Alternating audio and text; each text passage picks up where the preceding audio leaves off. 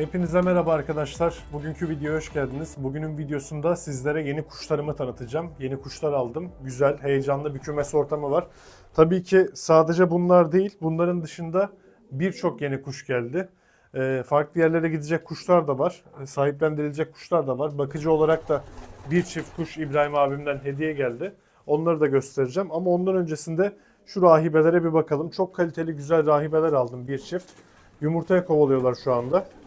Tabii ki elde tuttuğum için biraz stres yaptı dişisi. Yumurtlamak üzere. Bu kuşlar alalı ben birkaç gün oldu ancak sizlere video çekme fırsatım olmadığı için gösterememiştim. Çok güzel pır kuşlar, heyecanlı neşeli kuşlar yerlerini de tuttular. Şimdi yumurta hazırlığındalar. Salalım onlar da yerine gitsin. Çok heyecanlı güzel kuşlar gerçekten. Bunları internetten, sarı siteden buldum. Oradan sahiplendim. Oraya yerlerini de tuttular.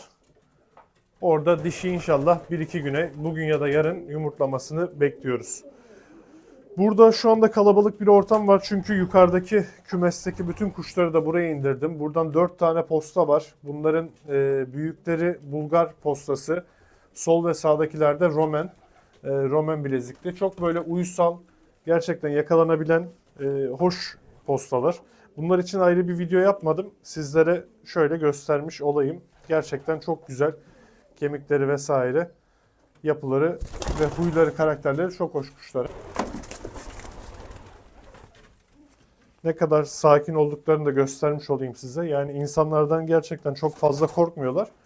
Burada 2 gündür duruyorlar. Burada biraz yabanileştiler tabii. Kümes büyük olunca ve benim kuşlarım da biraz yabani olunca bunlar da öğrendiler, alıştılar tabii. Boğmalarımız gitti. Boğmalarımızı Turhan kardeşimize sahiplendirdik. Sadece bir çift kaldı. Bu çifte yumurtaya hazırlanıyor. Facebook profilimde de bunlar sahiplendirme ilanı açıldı. Bunlar gidecekler arkadaşlar. Posta bakmayı da özlemişim bu arada. Böyle yan yana görünce, dördünü böyle filo şeklinde görünce çok hoşuma gitti. Eski günlerim aklıma geldi.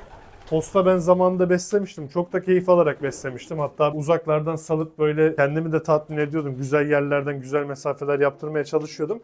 Ama sonrasında zamanla tabii ki bu hobimizin yerini hünkârı aldı. Şimdi küçük bir yemleme yapalım. Rahibeleri de devam edeceğim size göstermeye ama dişiye de çok stres yaptırmamaya çalışıyorum. Çünkü arkadaşlar artık yumurta kasada olduğu için yormamam gerekiyor.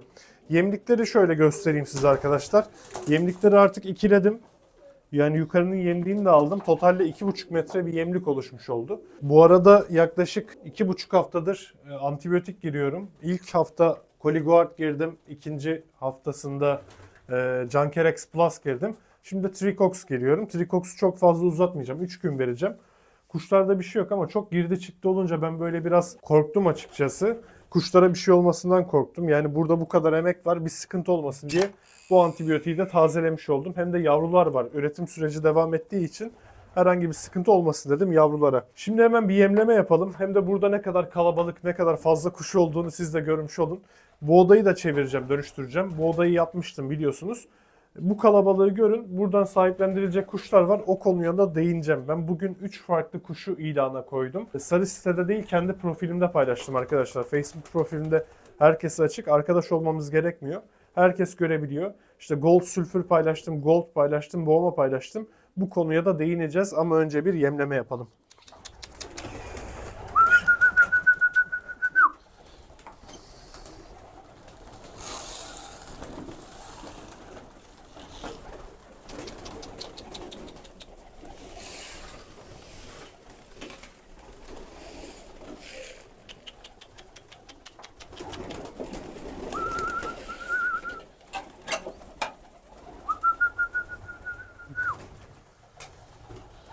Gel. Daha gelen var, bitmiyor. Gelenler bitmiyor. Gel. Sanki Hatay'da bir damdaymış gibi hissedebilirsiniz kendinizi. O kadar fazla kuş var. Buradan tabii ki birazını göndereceğiz. Yapacak bir şey yok. Hepsine bakma şansımız yok. Kümes nüfusunu oldukça arttırdık. Kümesin bu tarafı dolu. Bu tarafı da dolu baştan başa. Yani bu yemlik 2,5 metre. Az buz bir uzunluk da değil. Bilginiz olsun arkadaşlar. 2,5 metre yemliği doldurduk. Buradan sarılar gidecek, goldlar gidecek, gold sülfürler gidecek. Hazır yeri gelmişken siz kuşları izlerken ben bahsetmiş olayım. Şimdi birilerine Hollanda soruyorum. 28 bin lira, 30 bin lira diyor. Birilerine Mardin ala soruyorum. Taklacı güvercin. Yavrusuna kendi bakabiliyor. Her yerde bulunabiliyor. Kolay ürüyor. Tabii ki hatalar var. Renklerde sıkıntılar olabiliyor ama 80 bin lira diyor. Ya da işte 50 bin lira diyor. 60 bin lira diyor. Ya da birine işte boğma sorduğumuz zaman geçtiğimiz yıllarda 30 bin liralar, 40 bin liralar konuşuluyordu. Bu zamanlarda tabii ki asgari ücret 10 bin lira, 11 bin lira, 13 bin lira civarındaydı. Şimdi ben bugün bu goldlardan bir takımı satılığa koydum arkadaşlar. Şu yemliğin üstündeki goldlardan bir takımı satılığa koydum. Ve 50 bin lira yazdım. Camiada birçoktan hatırı sayılır hünkârı camiasından kuş besleyen insanlar bana sordular. Yani fiyatını sordular. Fiyatını söylediğimde ise işte yok kurbanlık bakmıyorum. Yok işte yanlış anladın. Yok bu kadar pahalı olur mu vesaire gibi sorulara maruz kaldım. Ama bunlar bana saçma geldi. Çünkü şu gördüğünüz kuşun zamanında 3 asgari ücrete, 4 asgari ücrete satıldığını ben hatırlıyorum yani arkadaşlar. Bunlar yapıldı, bunlar yaşandı. Şimdi o zaman onlar değerliydi de şimdi benim kimsede olmayan kuşum niye değersiz olsun? Ben niye gidip onları 5 bin liraya, 10 bin liraya vereyim? Bu bana saçma geliyor. Beğenen, isteyen, kümesinde görmek isteyen şu güzelliği alır, besler. Türkiye'de hiç kimsede olmayan kuşu beslemiş olur. Ama kendine layık görmeyen ya da işte bu kuşları bu paraya layık görmeyen uzak durabilir, yorum yapmayabilir arkadaşlar. Fiyat sorup devam edebilirsiniz, yolunuza bakabilirsiniz. Benim için hiç problem yok. Ki boğma şu anda her kümeste en az bir iki çift olduğunu düşünüyorum. Ben Türkiye'de yani binlerce boğma olmuş durumda. Goldlar hiçbir kümeste yok. Ben hiçbir kümeste görmedim. En azından ya çift halinde görmedim. Hatta takım da şu, bahsi geçen takım da şu. Yumurtaya kovalıyorlar. Onları da göstermiş olalım. Yani yumurtaya kovalıyorlar. Kasada yumurta. Çok güzel bir takım. Gold kendi yavrularım. Türkiye Güvercin Federasyonu'nun yarışmasında her ikisi de yarışmış. Ancak dişinin kasasında yine o zaman da yumurta olduğu için çok ciddi bir puan alamamış bir kuş. Erkekte de TGF üçüncülüğü var arkadaşlar. Yani bu dereceler varken ne bekliyorsunuz? Ben gerçekten şaşırıyorum. Tepkilere şaşırıyorum. Tamam 50 bin lira yüksek bir para ama dediğim gibi gerçekten hak ettiğini düşünüyorum. Hak ettiğini düşünmüyorsanız tabii ki bu sizin takdirinizdir. Başka bir renk beslersiniz. Satılık var mı diye sormazsınız, olur biter. Ben bu renklere 5 yıldır emek veriyorum. 5 yıldır kesintisiz emek veriyorum. Benim elimde bile toplasanız 10'u 15'i geçmez. Kimseye satmadığım halde. Çok zor çıkan bir renk. Çok kırılgan, çok narin bir renk. Yani genetikte bir zayıflık var. Bir narinlik var. Üretmesi zor kuşlar. Bu fiyatların istenmesi de normal. Şimdi videomuza devam edelim. Bakın postalar aşağı inmiyorlar. Postalar 2 gündür burada.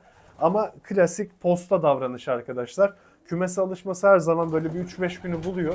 Biraz yabani gibi takılıyorlar. Sonrasında adapte olduktan sonra da böyle kümesin babası oluyorlar. Arkadaşlar bu arada kısa bir bilgilendirme yapmış olayım. Günlerdir video çekmiyorum biliyorsunuz. Bu konuda sizlerden özür diliyorum. Abone olanlardan, destekleyenlerden özür diliyorum. Yaklaşık 10 gün oldu video çekmeyeli. Bunun sebebi de dedemin vefat etmiş olması. Dedemin vefatından sonrasında video çekmeyi aslında çok doğru bulmadım. Böyle bir sıkıntı oldu. O yüzden kanal sekteye uğradı ama bundan sonrasında videolar tabii ki devam edecek. Böyle bir süreç yaşadık. Sıkıntılarımız oldu. Kuşlara bakmak zorundaydık tabii ki. Gelen giden oldu ama video yapmak, işte sosyal medyaya bir şeyler yüklemek bunlar çok ayrı şeyler.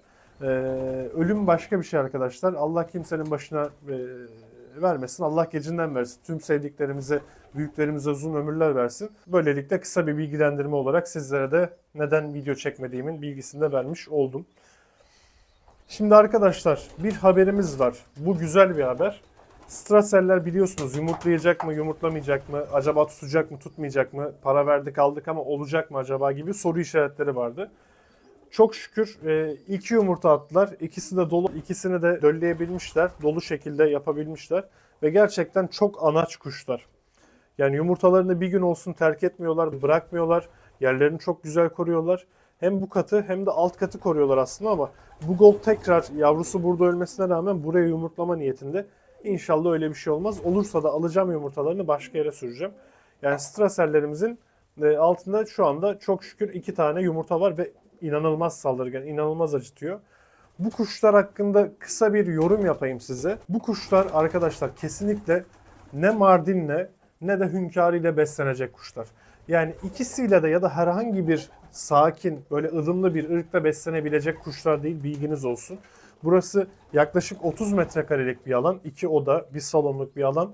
Buna rağmen ben bu kuşların erkeğinden dolayı çok büyük sıkıntı yaşıyorum. Şu anda erkeği yumurtaya yatıyor, hiçbir sıkıntı yok. Dişisi çok uysal. Hiçbir sıkıntı olmadan geziyor kümeste. Hiçbir sorun yok ama erkek yumurtadan kalktığı anda bildiğiniz terör estiriyor. Bütün kümesi esir alıyor. Bütün dişilere ötüyor. Bütün erkekleri dövüyor. Böyle bir sıkıntı var. Yani şu görmüş olduğunuz üst tarafta bu erkek yumurtadan kalktığı anda hiç kimsenin durması mümkün olmuyor arkadaşlar. Bilginiz olsun. Bunları besleyecek olanlar bunu bilerek beslesinler. Bunlar tek ırk yapmaya ya da böyle filo tarzı büyük kuşlarla beslenmeye müsait kuşlar. Ama böyle uysal bizim hünkârlarımız gibi kuşlarla beslenmeye kesinlikle uygun değil. Genel yemlememizi yaptık. Straserlerin yumurta haberini verdik. Çok şükür dolu yumurtaları var. Farklı yavrular da var ama bir sonraki videoda göstereceğim size. O da sürpriz olsun. Güzel yavrularımız var. Ve kümese yaptığım farklı uygulamalar var. Onlardan da bahsedeceğim size. İnşallah rahibeler de bugün yarın yumurtlayacaklar. Onların da yumurtasının dolu olacağına inanıyorum. Şimdi ne yaptık? Rahibe, straser, hünkâri ve bango. 4 farklı ırk besliyoruz kümesimizde. Şu anda 60-70 tane kuş var. Bu oldukça kalabalık bir sayı. Özür dileyerek söylüyorum. Bir de postalar var. 5 farklı ırkımız var. 5 farklı ırka bakmak gerçekten kolay değil arkadaşlar. O yüzden buradan gidecek birkaç tane, hatta 10-15 tane hünkârı olacak. Sizler de ilgilenirseniz eğer Facebook üzerinden ya da Instagram üzerinden, TikTok üzerinden fark etmez bana ulaşabilirsiniz. Hatta Facebook'a girerseniz direkt olarak ilandaki kuşları görme şansınız olur. Bu videonun da burada sonuna gelmiş bulunuyoruz. Videoyu izlediğiniz için çok teşekkür ederim. Eğer videoyu beğendiyseniz beğene basmayı ve kanalıma abone olmayı unutmayın. Sizlerin destekleri benim için çok önemli. Bu 10 günlük ara içinde hepinizden çok özür diliyorum. Bir sonraki videoda görüşmek üzere. Hoşça kalın.